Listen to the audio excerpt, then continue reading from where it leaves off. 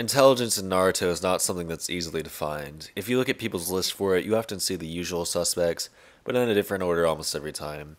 This is different than ranking power since that's more straightforward. For example, when you see people rank the Akatsuki, there's a lot of consistency among lists. The problem with evaluating intelligence is that there are many different kinds of intelligence. So when people debate, they say things like Tobirama invented everything, and others will say that Black Zetsu manipulated shinobi history. How do you compare inventing and manipulation, though? They're totally different.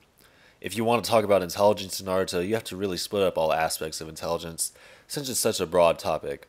Intelligence can be divided into learning jutsu, creating jutsu, battle adaptability, general knowledge, and manipulation. Even splitting it up doesn't make the answer clear. Someone like Tobirama never got the chance to show out how well he can learn jutsu since he existed at the dawn of shinobi. Also, someone like Kakashi never showed his manipulation skills because he never needed to, like Orochimaru or Madara. I could do this with every category except creating jutsu and battle adaptability. This means that I can't just create a list and will instead rank who excels best at each category. After I've talked about every category, I'll show my tier list for the most intelligent characters. So first let's start with the learning jutsu category. The learning jutsu category really only has 4 people that stick out to me. At 4th is Kakashi the Copy Ninja. This might be shocking to some, but he has some stiff competition. It's said that he copied 1,000 jutsu, but he only ever seems to use about 10.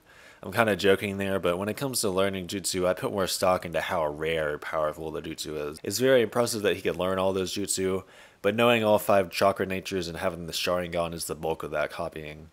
Both of those attributes have nothing to do with intelligence. I have to put an asterisk beside the 1,000 jutsu feat, but as for learning the Rasengan, that's all him. He learned many jutsus, but many weren't that challenging to learn. At number 3, I have Orochimaru. Orochimaru tries to learn every jutsu, yet the only ones he used revolve around snakes and regurgitation. Still, Orochimaru spent many years trying to learn every jutsu, and has a wide variety to his arsenal. Kakashi can use elemental jutsus, but we see Orochimaru do things like put a 5-prong seal on Naruto's Kyuubi seal. He also can use Rashomon Gates, which was created by Hashirama. I'm not sure if he learned 1,000 jutsu like Kakashi, but more impressively, he learned Edo Tensei. That's an S-rank jutsu, and he was the first to use it since Tobirama. He also learned how to undo the Reaper Death Seal, which is another S-rank jutsu. He learned many jutsu in his research, and 2 S-rank ones as well, although undoing the Reaper Death Seal isn't as impressive as using it. Next at number 2 I have Hiruzen. He was called the Professor because he knew and could use every jutsu in Konoha. This is just like the previous 2 characters who allegedly know every jutsu but only use a select few. I think he stands out from the other 2 though. Like Kakashi, he can use every nature transformation, but he learned them without the Sharingan. In the brief instances that we've seen him fight, he demonstrates that.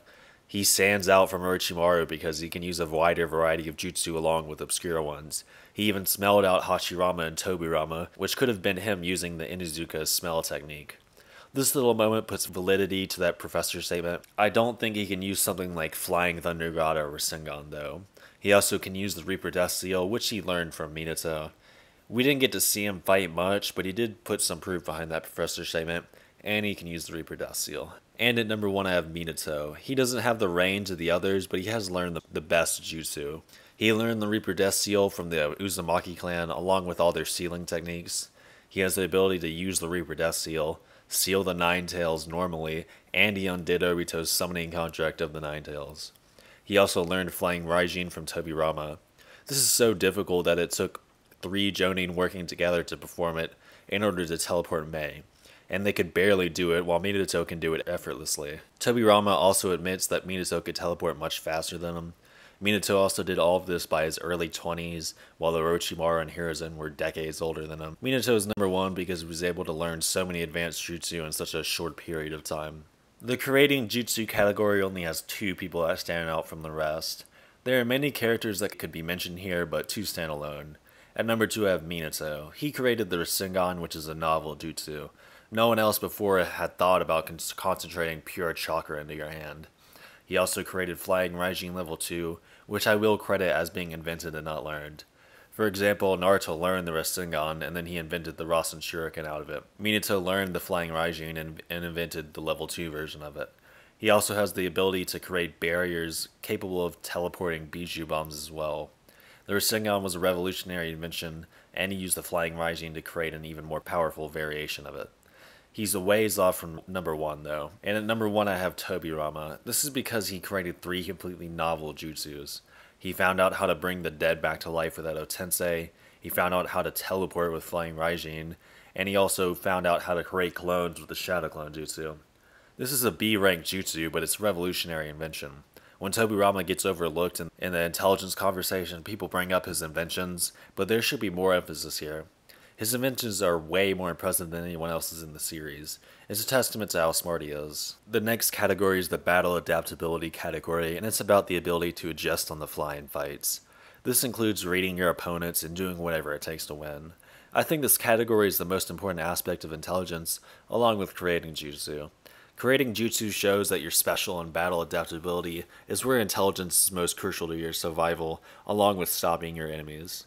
I'll start this category with an honorable mention to Naruto out of all people. He has a lot of dumb moments in battles, but people tend to overlook his ability to think outside the box.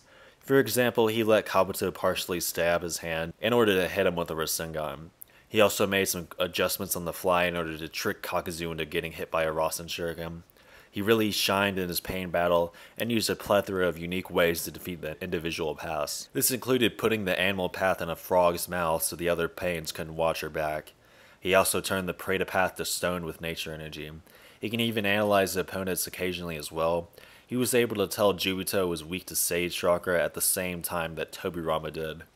Even his reverse harem jutsu worked against Kaguya. I can't give him a rank though because he's not good at analyzing his opponents usually, but his outside the box thinking is very deserving of an honorable mention. There's 7 people that really stick out to me in this category, and it's starting at number 7 I have Deidara.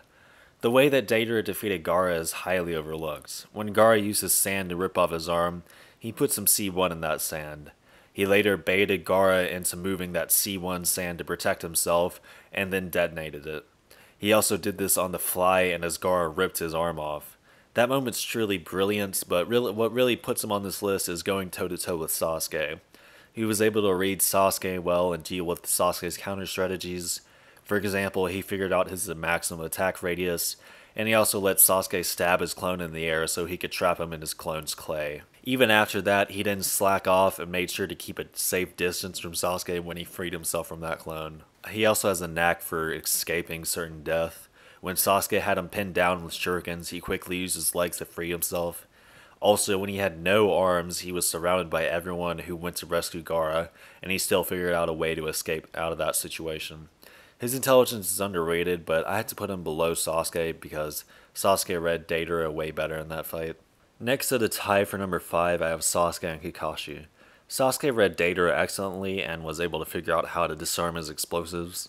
He even figured out how to get him out of the sky while being bombarded with heavy explosives. He also figured out a way to escape Amaterasu by using a special substitution technique. In his fight against Danzo, he perfectly read Izanagi early and cleverly used a genjutsu to trick Danzo into thinking he had more Sharingan than he actually had. When he fought alongside Itachi, he didn't take a total seat back and pulled his weight when it came to adapting. And finally, he read Tentail's Madara extremely well. Kakashi is very similar to Sasuke in this aspect of intelligence. They can read their opponents like a book and then create strategies to adapt. Kakashi almost killed the Diva path using only Choza and Choji. He also was able to totally deconstruct Obito's Kamui to the point he knew exactly how it worked. This was partially thanks to their eyes being linked though. The thing with Sasuke and Kakashi is sometimes their ability to read others is absent. Kakashi wasn't that impressive intellectually against Zabuza or Kakuzu. Sasuke wasn't that impressive in the war arc. We also see Kakashi take a backseat to people like Shikamaru and Minato, and Sasuke took a backseat to Tobirama and Itachi. I honestly can't separate the two because they're so similar in their style and show the same level of capability of reading their opponents. Next to number 4 I have Minato. One reason why he's over the last two is that he took charge over Kakashi while fighting Madara. He came up with a plan to help Guy and was actually very critical for that fight. The other reason is that he doesn't seem to show the same inconsistency. The only time we see him slack off is after he realizes that Obito is the masked man. He takes a seat back until Kurama helps him realize that he's not at fault for the Fourth War. As for his fight against Obito, he was able to figure out Kamui after 2 exchanges. What's really brilliant is how he threw the kunai through Obito to deceive him as well. He was also smart enough to keep Obito away from the battlefield and realized that he needed to seal Kurama into Naruto. The calculated risk paid off in the end and saved the world. We don't get to see a lot of Minato fighting, but when he does, he seems to know what the exact right thing to do is. He has the potential to be higher, but we don't get to see enough of his ability to adapt. Next at number 3 I have Itachi. He actually never really had to rely on his intelligence until he was Edo Tensei. This is because he was so powerful until the war arc where he actually saw some competition. He was able to understand and counter planetary devastation quickly. In his fight against Kabuto, he did clever things like breaking genjutsu with genjutsu by making eye contact with Sasuke to stop Kabuto's genjutsu. He led Sasuke against Kabuto and also tricked someone as smart as Kabuto into falling for Izanagi. He even knew that killing the caster of Edo Tensei wouldn't end the jutsu. There's no real weakness for Itachi in this category. Nothing is ever too much for him, and he calmly counters everything. He makes it look easy even. Like Minato, he has the potential to be higher, but we didn't get to see enough of a chance to prove that. Next at number 2 I have Tobirama. Compared to Minato and Itachi, he got the best chance at proving his adaptability. Against Jubito, he took the lead from the beginning. When Obito ripped him in half, he put explosive tags on Obito in order to give the others a chance to escape. He also figured out how to land the first hit on Obito with Flying Thunder God. He also was able to figure out that Obito was weak to Senjutsu. He also realized that Minato's arm wasn't regenerating before even Minato did. The list goes on, but what puts him so high in this list is that he absolutely carried a distraught Minato, Sasuke, and Naruto. Despite being outmatched against Jubito, he really carried the Shinobi Alliance during a crucial point in the war. He got a shorter time to shine than Minato and Itachi, but in my opinion, he shined brighter anyway. And at number 1 I have Shikamaru. Tobirama made more with less against Obito, but poor little Shikamaru always has to do that. Compare his abilities to everyone else on this list and they're nothing. The Shadow Paralysis Jutsu is completely reliant on how well the user can deceive his opponents. And even then it struggles with holding down opponents with good physical strength. In his fight with Taiyuya, he had to adjust on the fly. He quickly read her summonings and was smart enough to read her finger movements on the flute instead of listening for the melody. Once he figured out everything, he easily captured her beast, but was placed under genjutsu immediately after. Right before becoming paralyzed, he already knew how to use pain to escape genjutsu. Then he baited Taiyuya into getting closer to him in order to make strangling her easier. I actually think this fight is more impressive than his saga with Hidan. Figuring out his ritual is not that hard, and he's also not that hard to trick. It was a highly impressive plan though when he paralyzed him to get him away from Kakuzu, and then used Kakuzu's blood to curse him. The only flaw in this category for him is that he often needs time to think. He even hides sometimes to do this. Hiding or waiting doesn't work against opponents like Jubito. Still, I think he's number 1 since he did so much with so little. The manipulation category is about the ability to manipulate those around you in order to achieve a goal. This category shows a character's resourcefulness and their ability to use people for their benefit.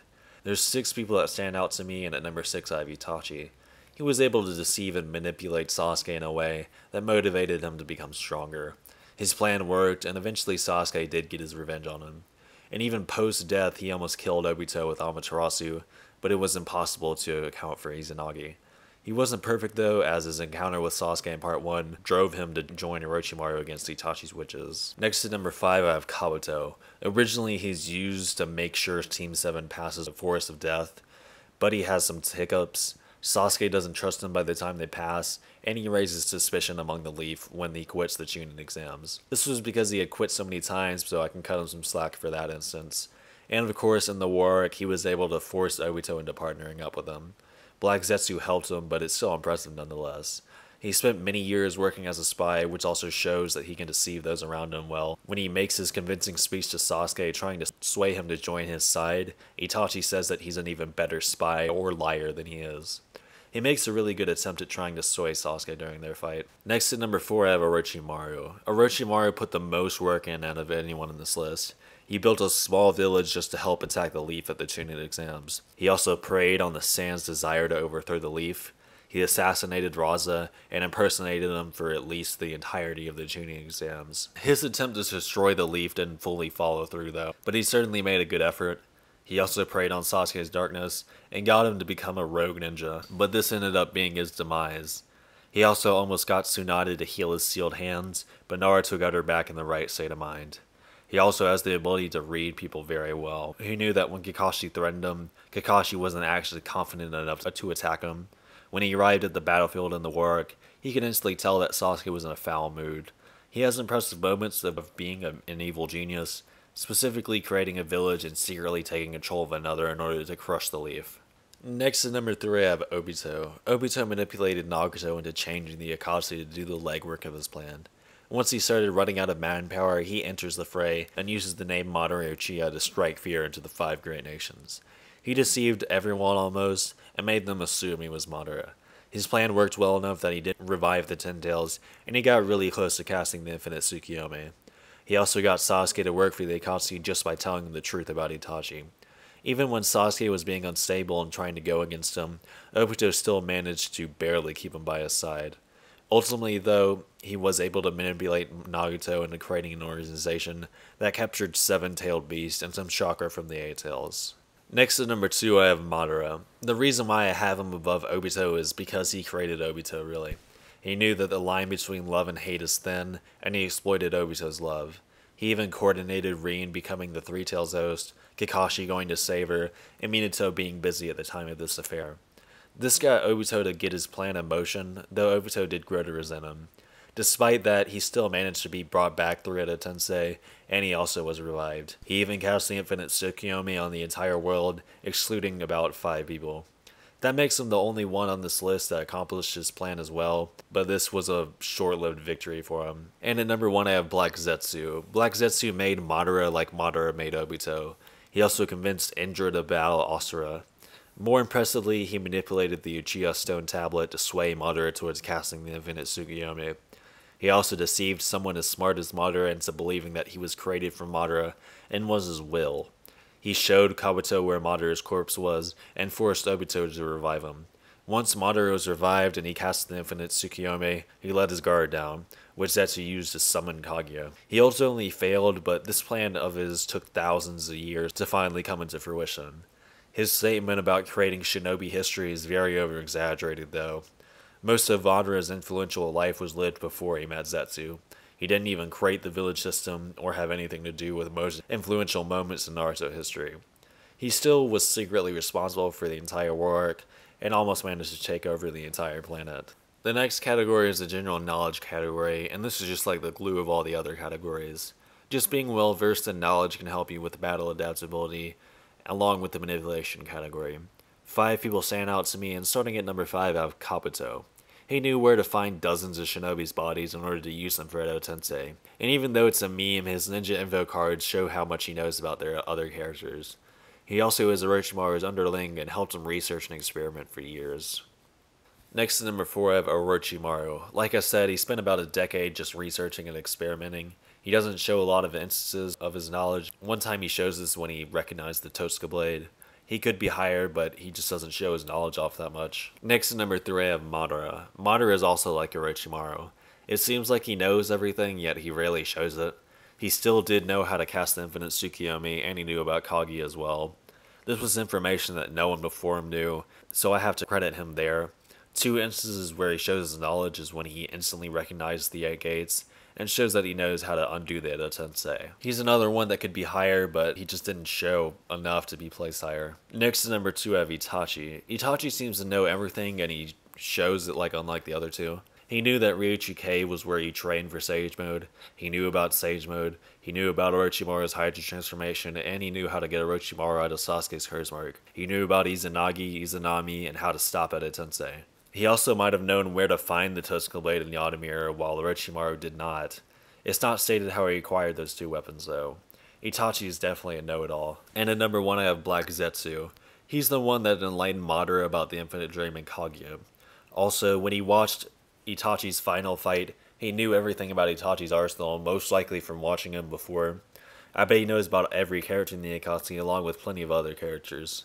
He watched Sasuke and Naruto's fight at the Final Valley, so I'm sure he's watched countless fights over thousands of years. He's definitely seen almost everything there is to see in the shinobi world. Now that I've broken this down, I can show you all my tier list. The characters next to each other in the tiers are not in any particular order. The first thing I want to say is that for certain characters I've ignored a category when placing them.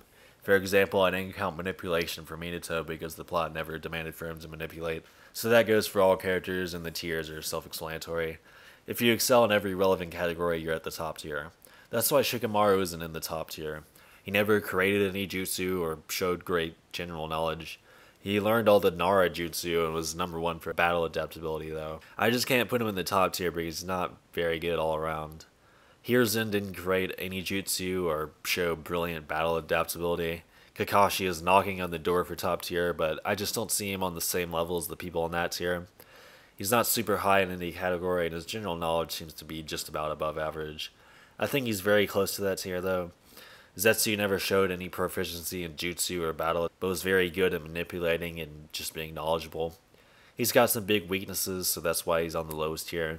As for Kabuto, he's very overlooked when it comes to intelligence. He's alright in battle, but he excels in every other category. I think a lot of people need to be putting him higher on their list. Anyway, if you enjoyed this video, please leave a like and subscribe if you want to see more videos in the future. Comment something if you have something to say. And thank y'all for watching, and I guess I'll see y'all next time.